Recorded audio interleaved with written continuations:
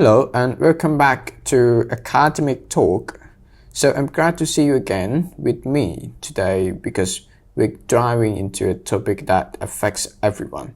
Whether you're rich or poor, a student or business owner, well, today's episode is all about economics. Now, I know that word might sound a little boring or even difficult, but I promise it's more interesting than you think. Economics is not just about money, it's about choices, people, and how our world works. So, let's explore what economics really is, why it matters, and how understanding it can help us make smarter decisions in everyday life. So, let's start with a simple definition. Economics is the study of how people use resources like money, time, land, and materials to meet their needs and wants. So there are two main branches. The first one, microeconomics, looks at small parts of economy like people, families, and businesses. The second thing is macroeconomics, looks at the big picture, countries, governments, and global markets. But at its heart, economics is about one big problem, one big question. How do we make the best use of what we have? So, you might think economics is only for politicians or bankers, but actually you use economics every day. For example, when you decide whether to buy coffee or save money, that's economics. And when you compare price in a shop, you are being an economist. And when a company sets price for a product, they are thinking economically. So economy is a part of our daily choice, even when we don't realize it. So one of the most important ideas in economics is scarcity. Scarcity means that we don't have enough of everything, not enough money, time, food, or even clean air. Because resources are limited, people have to make choice.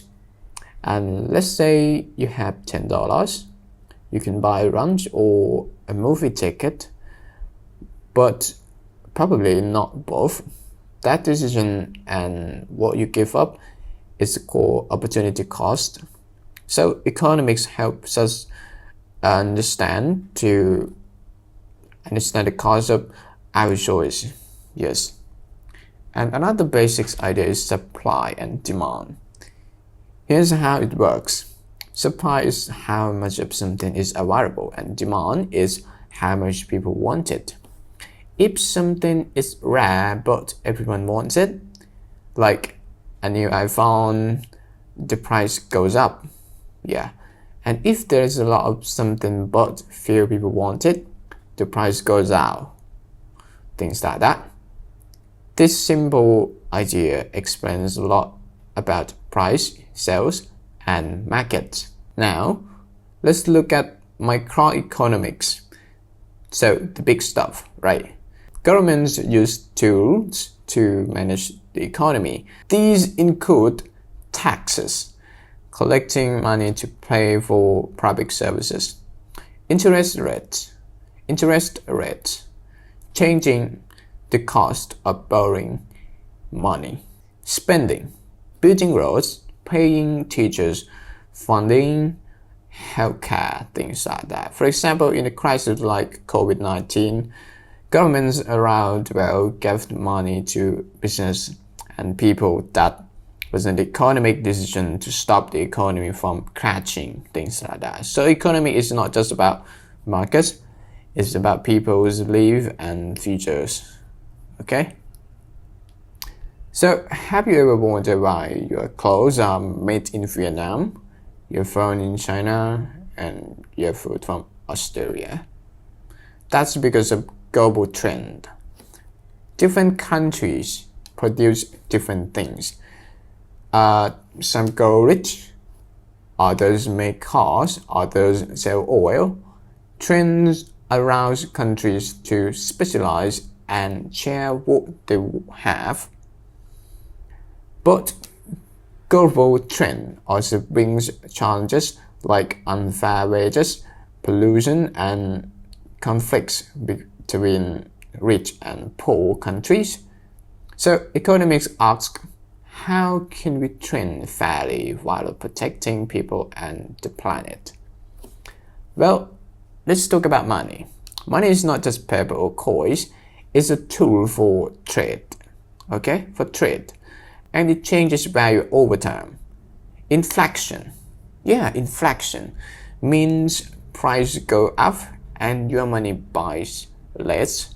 If coffee cost $1 last year, but 1.5 this year, that's inflation.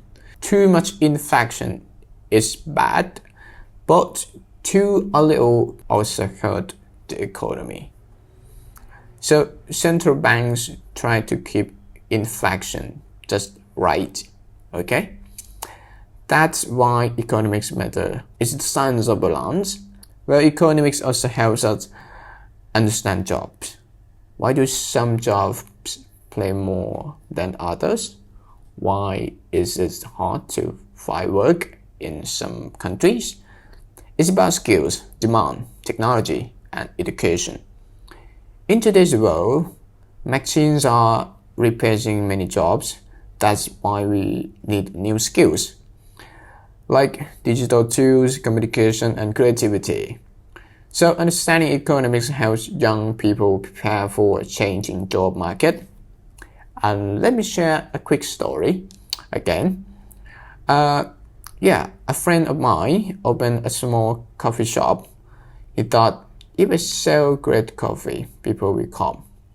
But it wasn't that easy.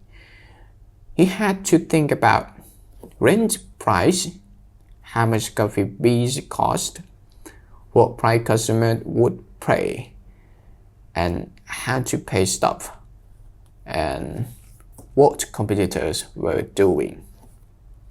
So he became a real-life economist, learning supply, demand, budgeting, and risk. Today his job is doing well because he used economic thinking, not just passion. Okay? So why should we study economics? Here are 3 good reasons. The first one, it helps us understand the news. Yes. The second is it helps us manage money, saving, investing, budgeting, things like that. So the third thing is it helps us make better choice, not just for ourselves, but for society as well. Yeah. So the world is full of problems. Poverty, inequality, climate change. Economics can help us solve them, or at least understand them better. Yeah. So that's it for economics topic.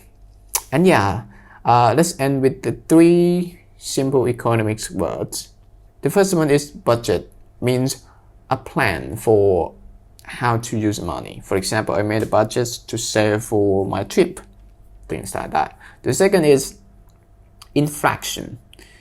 Inflation means rising price over time. For example, because of inflation, everything feels more expensive every single day. The third, it is trade. Trade means the exchange of goods or services. Example, many countries trade food, clothes, and technology, things like that. Well, I would say economics is not just about numbers or charts. It's a way of thinking about the world. It teaches us to ask, what's the cost, what's the benefit, how can we do better? Well, you don't have to be an expert to understand economics. You just have to be curious and willing to ask smart questions. Yeah. So that's it for today. Thank you for joining me to Academic Talk. If you enjoyed this episode, please follow and share and join us again next time. As I mentioned, until then, stay curious, spend wisely, and always think like an economist. Okay? So that's it for today. Thank you. Bye for now.